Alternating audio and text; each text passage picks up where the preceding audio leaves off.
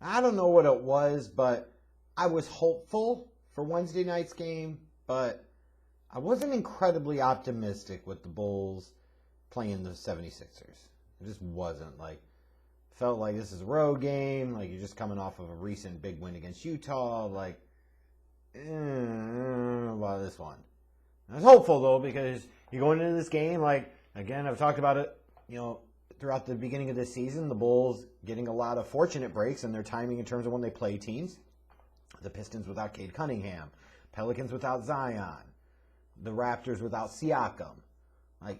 Even the Jazz without Conley. So you're going into this game, and there's no Tobias Harris. There's no Danny Green. Obviously, there's no idiot Ben Simmons as well. And you say, well, that seems kind of harsh. Is it really, though? Is it really, though? He's a clown. He really is. And I don't know about any Bulls fans out there, but I hope Bulls fans have stopped thinking about, we want Ben Simmons. Lonzo Ball is just fine. You paid less, and you got much more of what you would actually want than Ben Simmons, where you'd always be hoping he could be more than what he actually is. That's the reality. But this is a depleted, undermanned 76ers team. Still with Joel Embiid, which certainly is going to give problems to Vucevic and the Bulls, both perimeter and post defense. So still a challenge. And one of those games, like I said, going into Wednesday night, I was hopeful, but I wasn't feeling that good. And, as I looked at it, the first half, it's kind of one of those things where, it wasn't that the Bulls played horribly, but it was more like, especially at the beginning, they just were lacking some life. You had Zach LaVine come out in the first quarter, and he played well, relatively speaking, compared to what we have seen for most of this season, but they were just kind of lethargic. And there wasn't quite the same life and aggressiveness on offense. There wasn't quite the same life and aggressiveness on defense. And what was a theme of the night was it wasn't necessarily that it was Joel Embiid lighting their ass up. If Joel Embiid had went off on Wednesday night and scored 40, 45, and carried the Sixers to a win, you're going to be like, you know what? Sometimes great players are going to have great games, and that's just the way the cookie crumbles. But that wasn't the case here. Embiid had an okay game, but it was kind of a mid-game for him. And he wasn't the one that killed the Bulls. It was all the role players, guys stepping up and taking their shots and taking their opportunities. You look at the first half, the Bulls were only shooting 44% from the field. The 76ers were shooting 56% from the field. So the Sixers were hitting a lot of shots. The Bulls weren't doing a great job of closing out in terms of their perimeter defense. And you look at the halftime leaders in terms of scoring, George Niang was leading them with 12. You're letting Niang light your ass up. Seth Curry with 11. Furkan Korkmaz with 9. He felt like he was unstoppable in that first quarter. Korkmaz was fucking everywhere. And meanwhile, for the Bulls, your stars, at least two of them were showing up. DeRozan led the Bulls with 16, and LaVine chipped in with 13. So, especially when compared to some of the starts we've seen the first few games of this season, LaVine played better in the first half. But the problem is nobody else really was playing well. Nobody else was really doing anything. Philadelphia's bench outscored Chicago in the first half 21-4, and made a big difference. And even as you went into the third quarter, it was more of the same. It was a lot of LaVine and DeRozan. LaVine, after three quarters, had 27 points. DeRozan had 25 points. But at that point, the Philadelphia 76ers were up 84-72, and you're kind of looking at this game and saying, ugh, yeah, this one's probably going to get away from them. And, certainly felt like it because Vucevic played like shit again. And, we need to start having a conversation about when the fuck he's going to turn it around and when he's going to start playing like the player that he's supposed to be. He's supposed to be an all-star level player. Well, he needs to start showing it because he has played like dog shit so far to start the season. We got to call it as we see it. Dog shit. Period. But, as you look at in the fourth quarter, the Sixers still had that big lead, but the Bulls came storming back, which is a sign of a good team. On a night where you're not your best, on a night where your energy level's not great, on a night where you're not executing very well offensively, you're not executing as well defensively.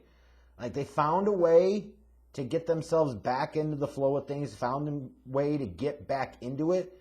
But then you look at it when it came down to it, it was an example of the Bulls just didn't do enough to shut down some of the role players around Embiid.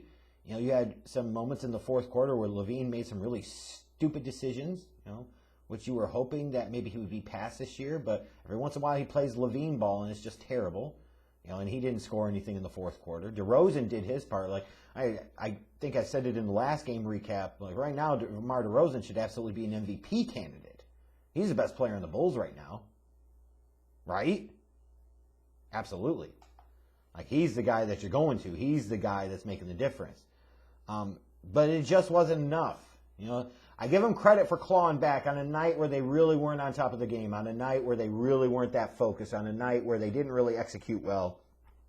The energy level was just off. And the reality is they were facing even a depleted Sixers team. It's still a good team. Like, this is a really good team. And at the time of me recording this, I believe they're the number one seed in the Eastern Conference. Incredibly early in the season, but, you know, it's one of those games where the Sixers won 103-98, and as a Bulls fan, you're like, shit, I wish they would have won that game. Crap, they could have won that game. Reality is they probably should have been blown out by 30. Like, that's how different the energy level was for large swaths and stretches of this game. But they clawed back, and I give them credit for that. But you're not going to jump up and surprise people right now if you're the Bulls. You have to be ready coming out of the gate. You cannot be going down 13, 14 points in the first quarter, 18, 19 points in the second quarter, and expecting to win these games. It's just not a sustainable, healthy way to do things, especially for a Bulls team that is not outstanding in terms of its three-point shooting on a consistent basis. They're just not. And it's one of those things to me where I said Embiid was mid. You know, he had 18 points, but it was 6 to 18 shooting, so he was not dominant by any stretch of the imagination. But you let Seth Curry go off for 22, especially that big shot late. You know, when it's a one-possession game and you let Seth Curry hit that floater and you're like, fuck, that's ball game with 10 seconds to go. You knew at that point in time it was over. But you let Niang have 18. You got Tyrese Maxey with 14. It was these secondary role players that absolutely ate the Bulls shit up on Wednesday night. DeRozan, like I said, had the 37. Levine had a better start to the game, but he didn't do shit at the end of the game. Lonzo with 13. But again, where the fuck is Vucevic? He played almost 38 minutes tonight. He had 4 whopping points. I mean, last night. He had 4 whopping points. You're paying him a lot of money and gave up pieces to get a guy like this. You can't have him playing 38 minutes and scoring 4 goddamn points. Maybe jack up a few less bullshit threes, get your ass in the fucking post, and get some back-to-the-basket baskets. Do something. This shit ain't working right now. It just isn't. Now, I want to sit there and say, you know, as much as I could rag on this team a little bit for the loss, like, there are things they deserve criticism for. Hey, just because they've gotten off to a good start doesn't mean when you look at the individual performance of one game that they don't deserve criticism. They do. Levine disappeared in the fourth quarter. Imagine that. This team came out incredibly flat and lethargic in the first quarter. It was really bad. Got to be more ready to play. Let the role players of Philadelphia eat them alive. Just can't happen. If you're going to lose, at least lose because you can't stop the superstar in Embiid. That's one thing. To lose because of Seth Curry and Furkan Korkmaz and frickin' George Niang and Tyrese Maxey, unacceptable. But I will also say this, like, right now at least, if I had told you, hey, after 8 games, the Bulls are going to be 6-2, would you have taken that? Hell yeah. That would have probably been your most realistic, non-pie-in-the-sky type of start you could have projected for this team possibly. Was that the Bulls would be 6-2. That probably would have been your absolutely most optimistic look. You might have anticipated potentially a good start and losses to teams like the Jazz and the Sixers. But they beat the Jazz. And they almost beat this fucking Sixers team. Just like last week, they almost beat the damn Knicks when they had no business doing it. That is something that I hold my hat on and am encouraged by with this team. Is that even on nights where they're playing like crap, even on nights where they should be getting blown out of the water, at some point in time, they do find their way. They do find that energy. They do find that defense for a long enough stretch where they can get back into the game and make it real damn interesting, and they did it again Wednesday night. How much easier would it be if you played better in the first quarter? This game felt very similar to the Knicks game. Just came out kind of flat, let the Knicks get away from him, tried to reel him back in, but you just didn't have enough. You know, we'll see how they perform against the Sixers. Got to play them again on Friday night. Hopefully they can get some revenge here, as they kind of need to. They need to get the taste of this game on Wednesday night out of their mouths. Nothing to press the panic button on.